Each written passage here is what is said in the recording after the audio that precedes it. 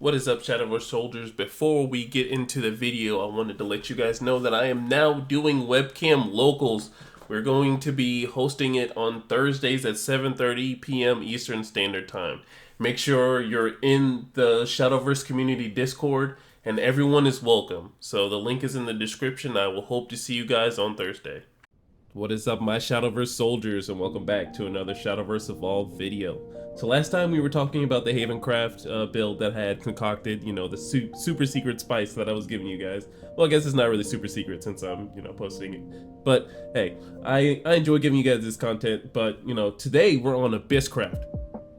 And Abysscraft is going to moving from, the aggro effect into, more of a hand control type build. And, hand control is actually my favorite type of build. It's very toxic playstyle, but I love it. You have 0 cards in hand. I can play around that and just, keep swinging face and make sure you have no cards.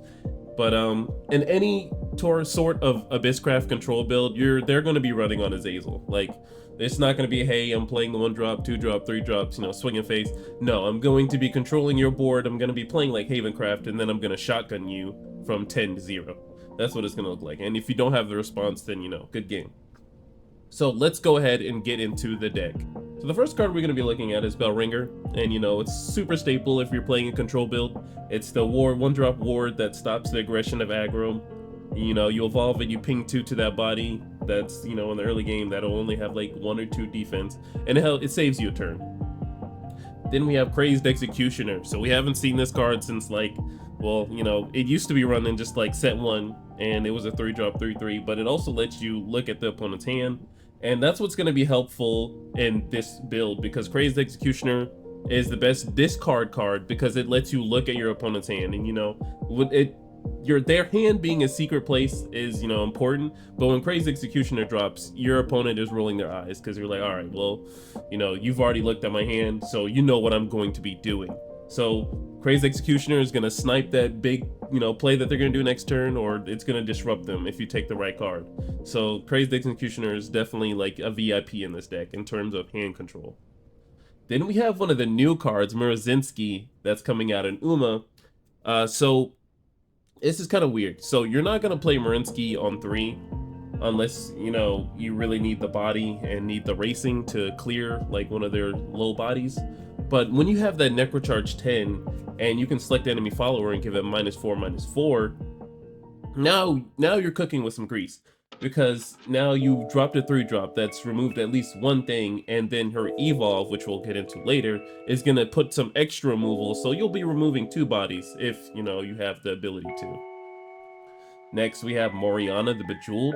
So if you ever ping yourself with either the Path to Purgatory or any of the other pinging effects like Soul Dealer, and you play Moriana afterwards to heal that and then draw a card, I feel like that's pretty good. It keeps you in tempo with the life, the life you're losing, or with whatever life you do lose in that turn that you played on yourself with the Sanguine. But I feel like it's a good tempo card for Control Abyss, so I have 2 of her in this deck. And we have the new card, Nice Nature. So she's going to be another core when it comes to the discard. So you feed her once and she begins racing, and then when you play, you select the follower on the field and give her -1/-1. All right, that's not the big thing about this. But when she, dies and has last words, each opponent discards a card. So you're really going to be playing her a whole bunch. You're going to be trying to cycle her as much as you can, because every time she dies, they're going to discard a card. So her, Crazed Executioner, and Olivia are going to be your Bane and main, discard cards, and it's going to be amazing. So I'm looking forward to it, and I'm looking forward to it seeing, competitively played. This is only just a template, guys, I just built the templates. I'm not the guru of decks, but, I'm trying my best. I try my best.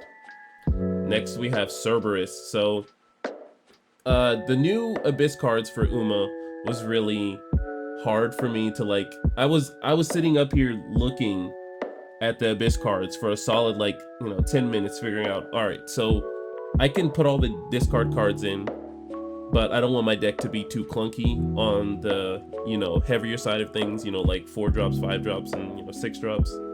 So I was like, let me put in Cerberus because she has that extra, the Mimi, so I can ping something for 2 in the early game, or I can have the difference of, putting a Coco on something for, potentially swinging for game, especially with the Evo. So I'm running the 2 of Cerberus just for, the Mimi chain, so I can deal 2 damage to something, for that aggro, or just to just get rid of their followers. That's really what their Cerberus is for. Its removal, along with the next card that we're going to be talking about, is Soul Dealer. So personally, for me, I've always had a problem running 4 Soul Dealers, because Soul Dealer does me 3. I can't play Soul Dealer on 4. I can't play Soul Dealer on 5. If I'm going first, I can't play Soul Dealer on 5. But if I have the Evo tokens, then, I can play Soul Dealer on 5. It's okay. But, going first, Soul Dealer feels very weird, because you have to wait until turn 6, and that consumes your whole entire turn. But if they played a big body in response to, on their turn 2, then you can whip out Soul Dealer and then heal.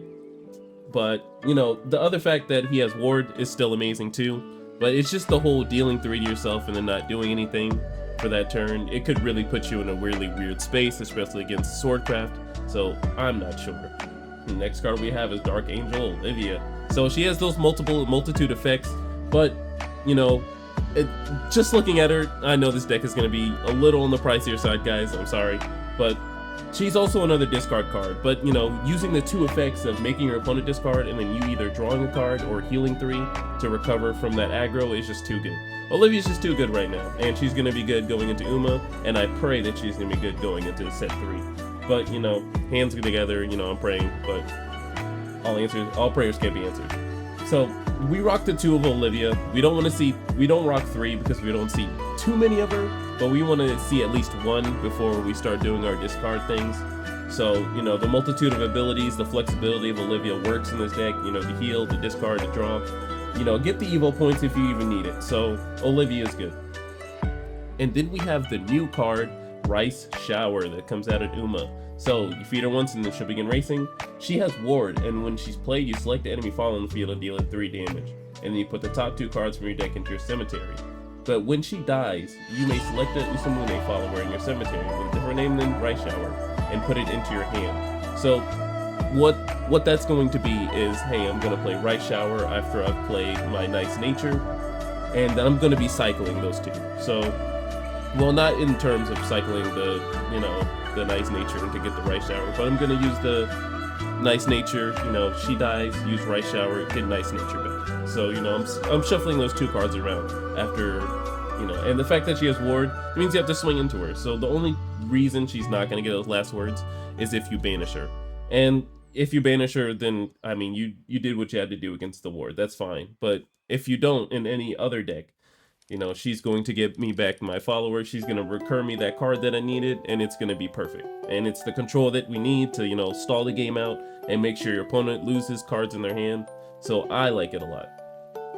So next up, we have K-Way. It's another Ward, and when it dies, you choose something, and then you destroy it, and you give your leader plus defense, and X equals the follower's attack. So, anything that's swinging for something a crazy amount. If a smart player is going to swing at this with everything they have, and then, you're only going to heal like 1, but that doesn't really matter because K-Way is a 5/5 Ward, so you're swinging into him. I don't care if I'm going to heal 1 or heal 2. He did his job by being the Ward. And with Soul Conversion, this is going to be a crazy combo because, the follower's not gonna die if they're swinging at it really big and it trades. But if you use Soul Conversion and then get rid of K-Way, you're gonna destroy K-Way and destroy that follower and then gain its life. So I feel like it's a crazy combo to put in. So I put the 2 of in there, and I think it'll work very well. So next up we have the 3 of Azazel. So it's the Necro Charge 10 to make him 3 less to play.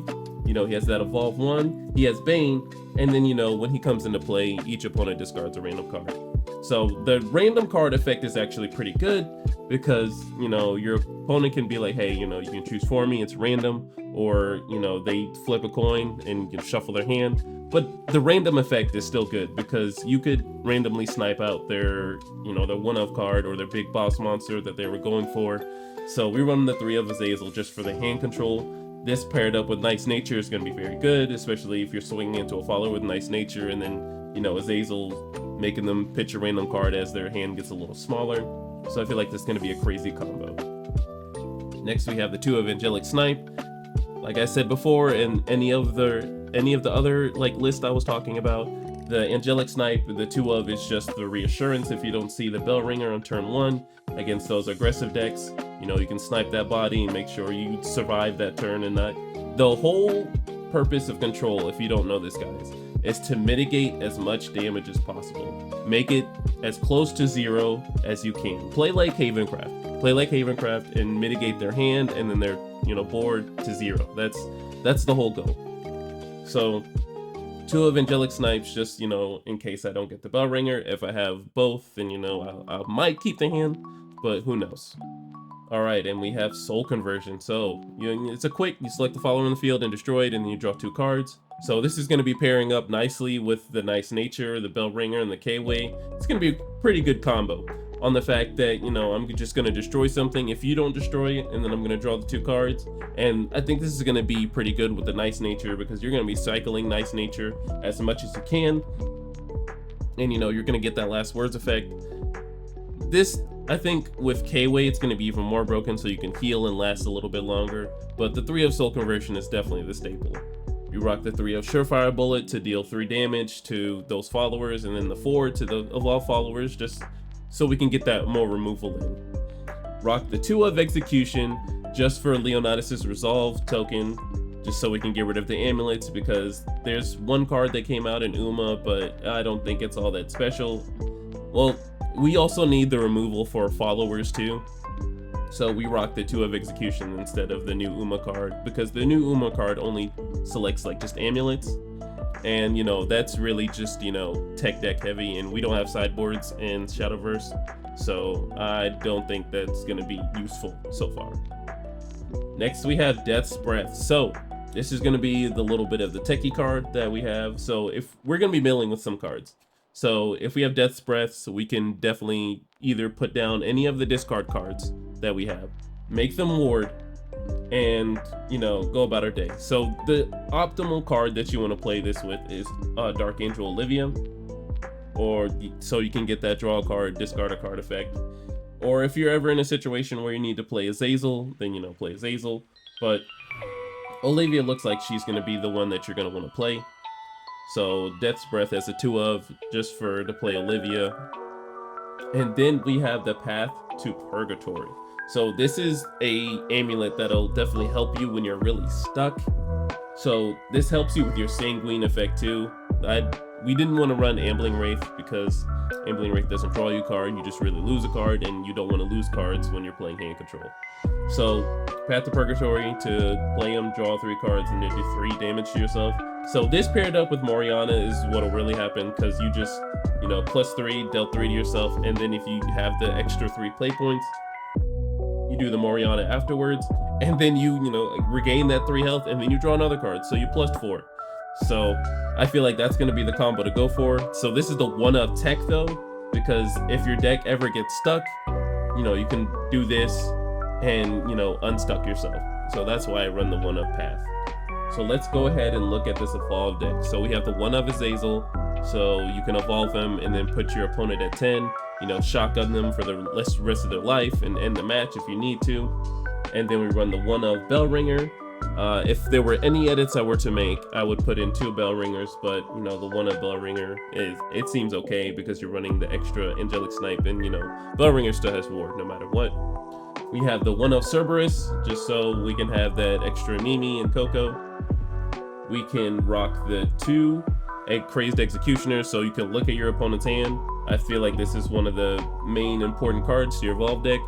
People aren't going to be expecting it if you run 3, but I'd say it's pretty good at 2. And we have the new card, Murzinski Evolved, so when she evolves, you select the following field and give it -2/-2. So, you know, Murzinski already does -4/-4, and then if it's a bigger body, you know, if it does that little extra spice, you know, if it's a 5/5, then you can evolve her, and then she'll go ahead and finish it off. Alright, and the last card we have is the Soul Dealer Evolved. So we run the 3-2 split. I honestly don't want to run 3 of Soul Dealer, but against my better judgment, I'm going to run the 3 of because he's still a 4-drop ward, and he's a big body. And when you evolve, you know, you can just get rid of something and then heal back that life, just like K-Way.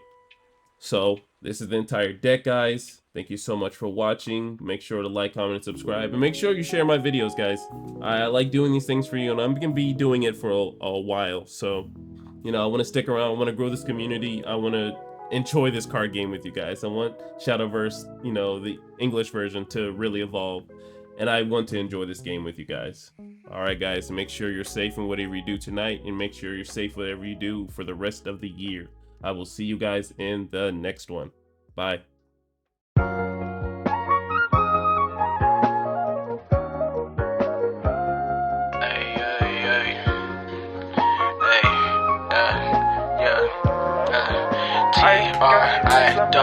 I gave you all my love, baby, my heart is cold when you're around. You warm it up, liquid gold, baby, yeah, you warm it up, liquid gold, baby, and my affection, all that paper you wasted. Take my love.